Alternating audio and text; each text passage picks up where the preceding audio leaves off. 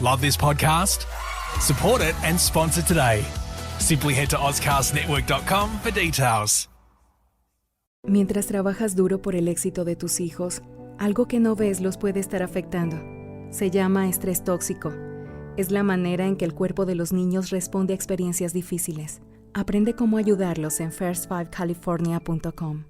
South Australian Playwrights Theatre presents Bordertown by Matt Hawkins. Episode 8, Broken Bottles of Brandivino. I had it wrong the whole time.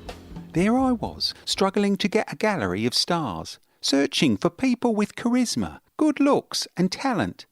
I thought these were the ones to be looked up to, admired or imitated. And then, in a blinding revelation, I realised the people we love the most are ordinary, uninspiring, bitter, twisted, angry and mediocre.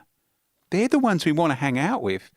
We want to see them rise slightly above their station and then have fun battering them back down to earth as we pick apart their festering flaws in an attempt to work out why humanity is so bloody awful. The ancient Greeks called it catharsis.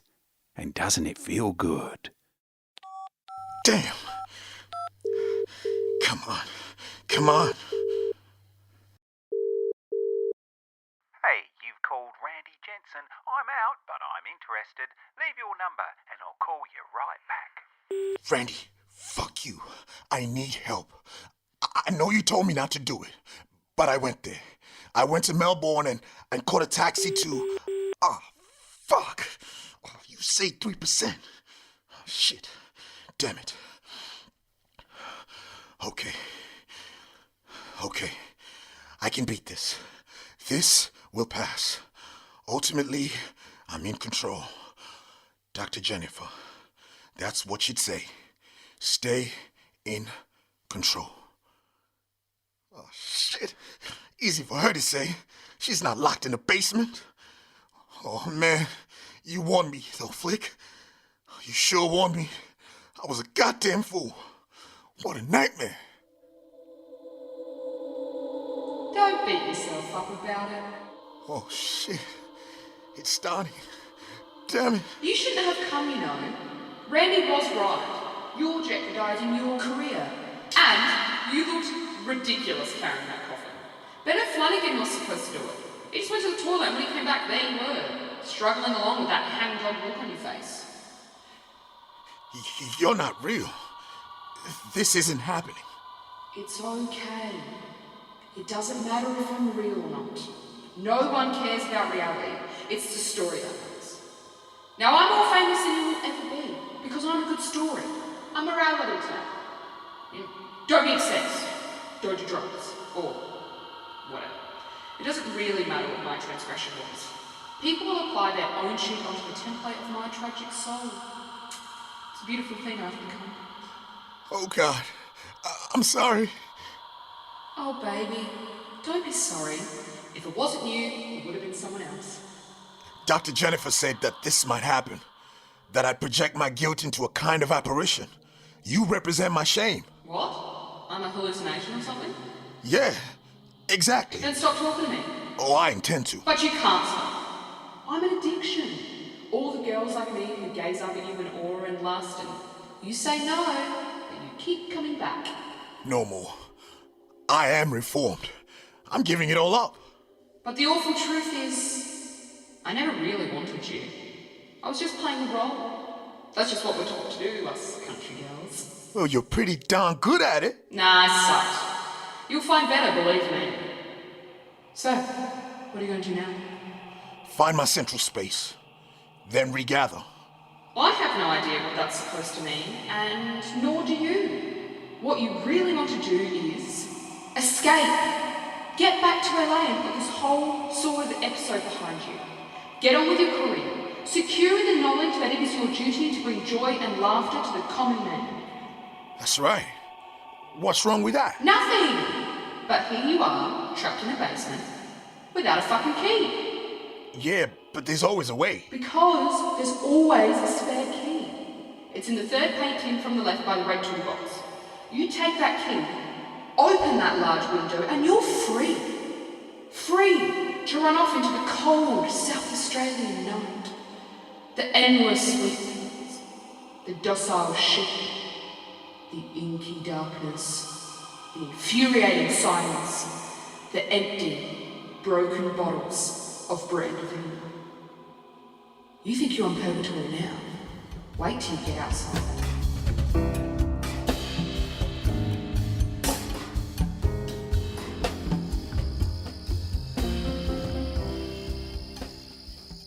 Oh, there he is. Look at him. Bob Hawke returns to Bordertown. Geelong advertiser. Nice one. He was good looking. He was very good looking. Looks aren't everything, you know. Oh, of course you'd say that. You're not much to look at, Benno, but you know that. I've told you that. Flick thought I was attractive. For a bit. Oh, sweetie, you're special in your own way. She loved me. Did she? Love's overrated, Benno. Never really works. Does if it's allowed to grow. What are you talking about, grow? Grow into what? A big bloody headache, a shit pile of disappointment. I might have had a chance. If she lived. Don't know about that, Benno. So did Bob Hawke ever make a move on you? A lady doesn't kiss and tell. Is that a yes or a no? That's a none of your fucking business, Benno. Maybe you could make it into something. Into what? Who do you think I am? Nobody knows who you are anymore, Patricia. I think what you're doing is a bit, what's the word? Psychopathic. Where'd you get that one? Border Chronicle, did ya? Look, what are we going to do with this bloke in the basement? Pretty soon the world is going to start missing him. I don't think so, Benno. He's a fairly well-known movie guy. Screwball high. 3 out of 5 stars. Since then his career's been pathetic. Okay, but the police don't judge their investigations based on a bloke's career. He'll confess. They always do, when the weight of guilt is upon them. Always wondered how you qualified to be a celebrity. Do those people at New Idea all sit around a table and point a finger at some blurry photograph and say, "This girl, she will be a celebrity. It has been spoken."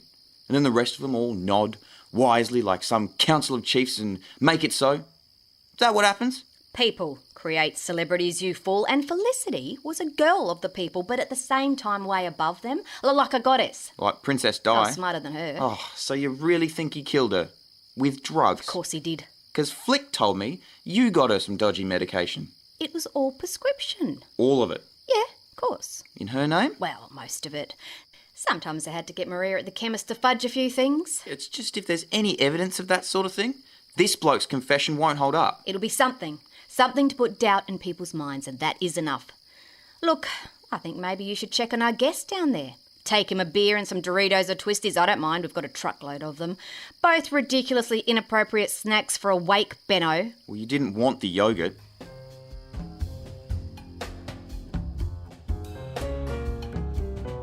There she was, a mad, rambling woman with a B-grade celebrity locked in her basement, conversing with ghosts from better times, obsessed with the past and looking to the future with nothing to lose.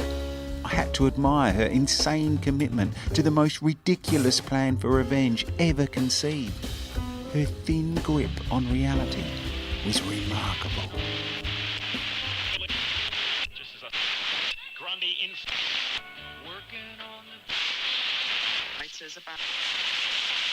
This woman, Patricia Barnes, has claimed to not only be my hairdresser on more than one occasion, but also the person responsible for my hairstyle that some people describe as the silver bodgy.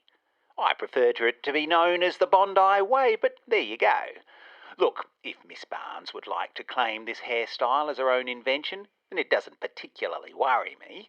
What does worry me is her taking the law into her own hands in an attempt to atone for the tragic death of her daughter, Felicity. It is very important that we don't antagonise Americans like this. Yes, it's true, in 1982 we won the America's Cup. That's the right way to go about it, through sporting endeavours, not by locking them in your basement. It's just un-Australian. Yes, Bob. I thought that might be your attitude, but I think you'll find the evidence is overwhelming. My daughter was murdered by this B-grade comedian, and the reason why it didn't hold up in American courts is because naturally they're protecting their own. I'm not qualified to comment on the justice system of the United States. Stop being cagey, Bob. Of course, it is conceivable that they didn't consider all the evidence. I've been a victim of manipulation myself. I know what it's like. Like with Hazel. She manipulated I you. was thinking more about Paul Keating, but you have a point. She certainly tried to tie a man down. I don't blame her for it.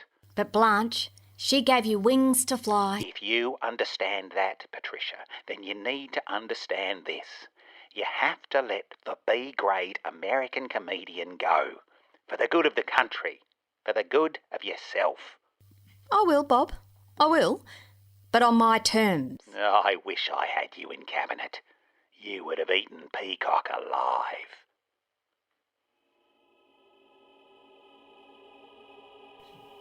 Who is that? Who's over there? It's only me. Flick? You're dead. Yeah. So, was it worth it? I don't know. What do you want to hear? That it was worth having a go. That you shouldn't have given up so easily at the first hurdle. You took it pretty hard, didn't you? You broke my heart. Somehow this is all about you. It's not. It never was. I did everything because I wanted what was best for you. Every day, working my fingers to the bone. Perming, colouring, gossiping, bitching, moaning, and then suddenly, in he walks. Alone. No federal police, just him. The leader of the opposition. The Right Honourable Bob Hawke. Here to pay his respects to a dead uncle. You know the story. Why do you bring it up now? Because he came in here alone. Nobody saw him. Cheryl was off sick and it was a Tuesday afternoon, dead quiet. You were alone with a silver bodgy and he didn't even make a pass at you. Oh, I think he did. The Labour Party's greatest womaniser and he never laid a finger on you. Oh, you must have been devastated.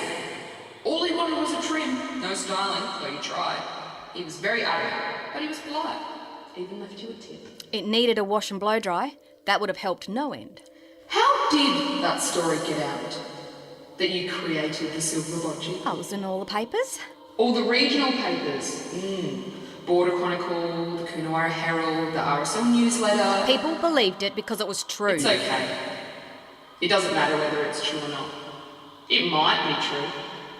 And no one quite looked at you the same way again because they weren't sure. It could have happened. The seat of that chair might have contained the Prime Minister's ass. And not just any Prime Minister. Bob Hawke. I got that look with Tyrone. I'd walk down the street hand in hand with him and people would stare at me. At first I thought it was awe. Then I realised it was hatred. They didn't hate you here. They loved you. And I'm sorry, but I really liked it. Every cutting, every article from every gossip magazine had its place right in front of every client's eyes. And then they finally fucking understood how different we were to them, you and I. And then everyone thought it was the drugs that did it. But it wasn't. Don't. That's what people love to believe. Overdosing on drugs. But there are easier ways to die. I don't want to know. It was the manic panic. So much peroxide of killholes. But didn't it make my hair look great? Fuck off. I don't deserve this. Fuck you, Felicity. I went home. I was stone cold sober. I took the bottle and I drank it down. That was the end of my life. The end of one career and the beginning of another. Shh. You don't know what you're saying. Yes, I do. I'm a comedian's dead ex-girlfriend. No one can take that away from me. Okay. You're right. I didn't create the silver bodgy. Bob walked into the salon. He said he needed some mousse, just quickly. I offered him a free cut and blow dry, but he was in a hurry. He was on his way to the pub. He needed a drink, he said. He'd just been at an awful funeral, a deadbeat uncle he didn't know and didn't like. Time for a few schooners, maybe a bundy or two. I sold him some mousse for $8.95. Expensive hair product. Then he walked out the door. Thank God someone actually saw him leave and made up the whole ridiculous story. But now, it's time for a new, better story. One that's true.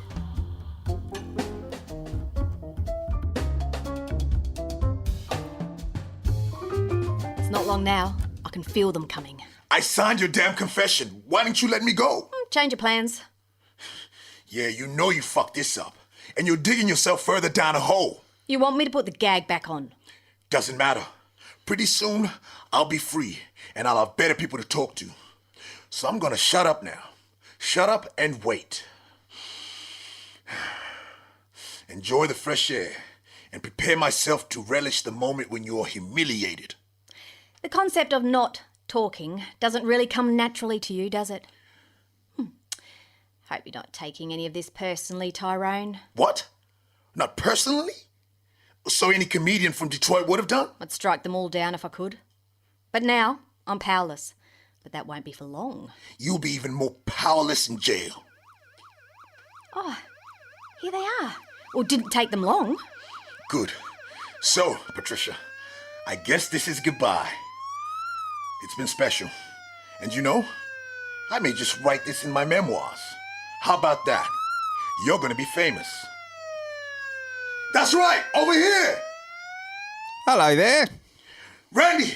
Randy, is that you? Hey, man. Deal with the paparazzi.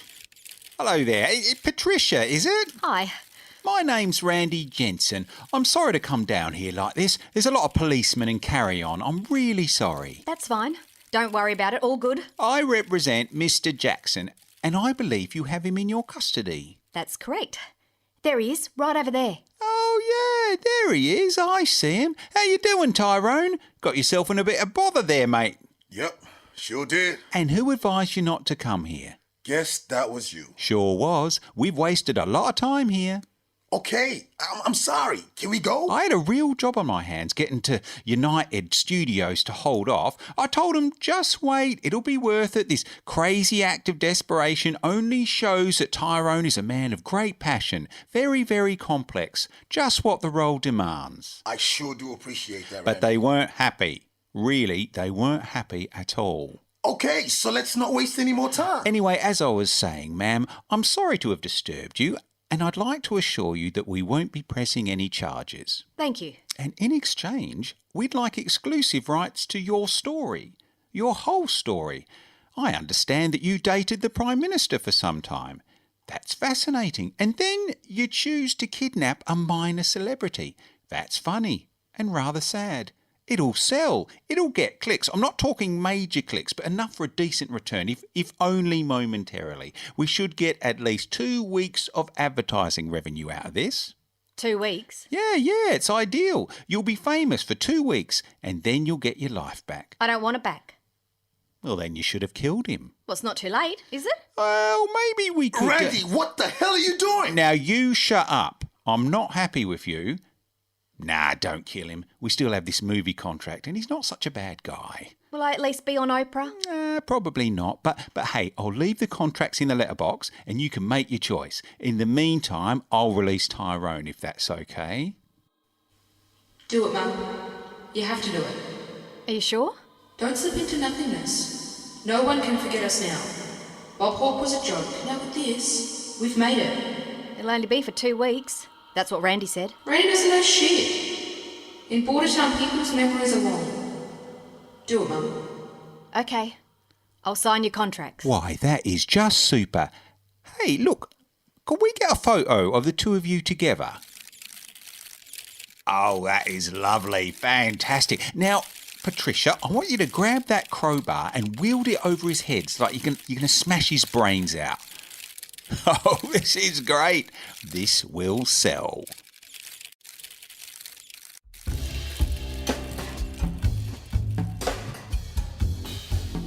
And sell it did. Patricia and I decided that the most appropriate way to mourn for her daughter would be to create a reality television show called Angry Mothers. The concept was diabolically simple. We just grabbed a bunch of mothers who were in some way discontent with the world and handed them crowbars. It was then up to the viewer to suggest where we should deploy these angry mothers. Some were sent to Afghanistan, some to Guantanamo Bay. Others were sent to high schools in lower socioeconomic areas. Oh, and the carnage they caused with those crowbars. It was all good, harmless fun. And we were able to sell the concept to 5 other territories, including Germany and China. Now you may think it tacky, the idea of a woman taking out her frustrations on potentially innocent detainees, and that such things represent an obsession with the baser side of humanity. But you can't deny the fact that you were watching. You've always been watching.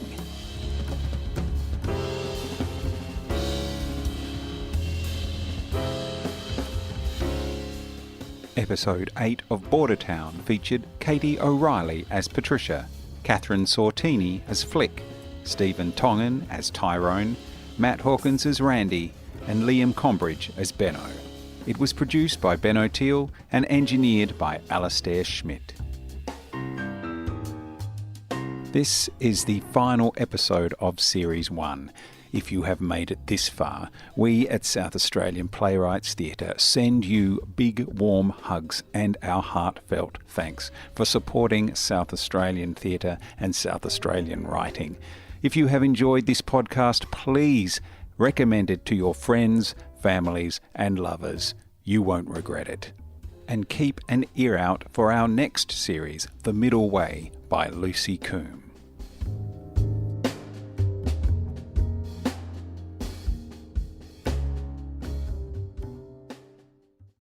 Life is uncertain. It's okay to feel stressed, anxious, worried, or frustrated. It's normal. With CalHope's free and secure mental health resources, it's easy to get the help you and your loved ones need when you need it the most. Call our warm line at 833-317-4673 or live chat at calhope.org today. Love this podcast? Support it and sponsor today. Simply head to AuscastNetwork.com for details.